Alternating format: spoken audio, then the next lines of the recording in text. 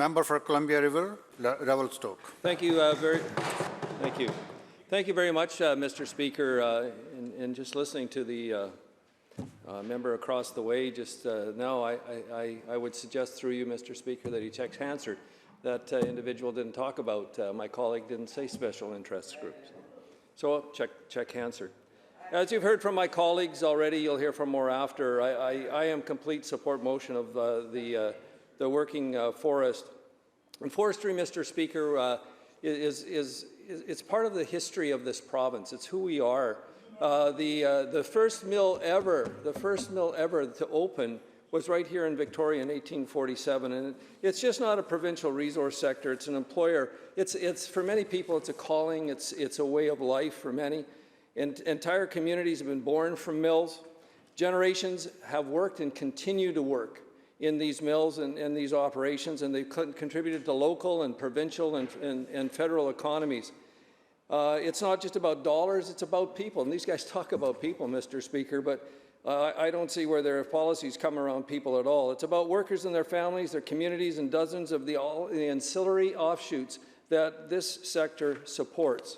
Yet, over 10,000 jobs right now have been lost. And Mr. Speaker, you can see the ripple effect that this is having from closures, curtailments, the slowdowns. It's hurting communities where I live.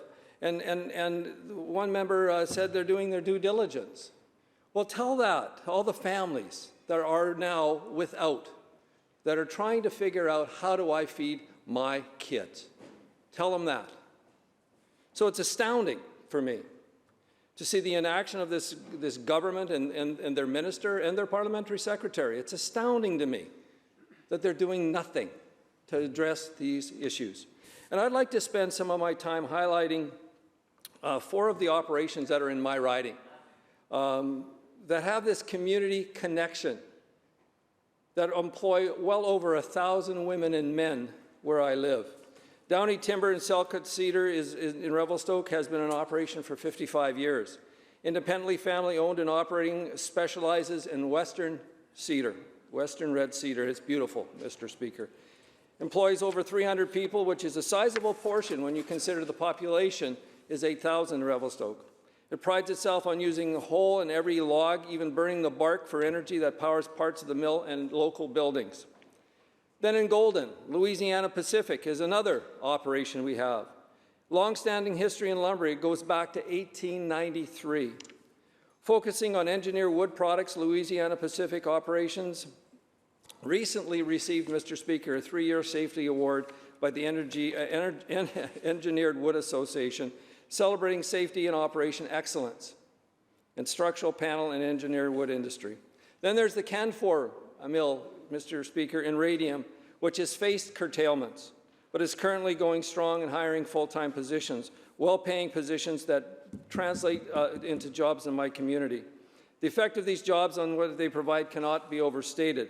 Finally, paper excellence, Mr. Speaker, down in Skookumchuck, employing hundreds of people. Yet the forestry sector is made up of real people, and that's what I want to talk about really quickly.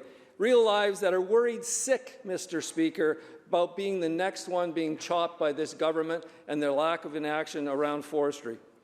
We've welcomed rallying folks right here in Vancouver with the trucks. They're not being listened to, and I hope their message is heard loud and clear. There's over 120,000 men and women across this province that directly need this industry.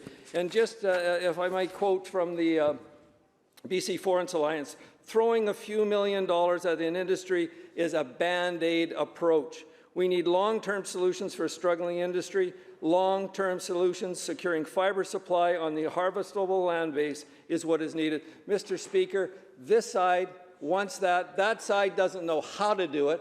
They've dragged the puck for months and months and months.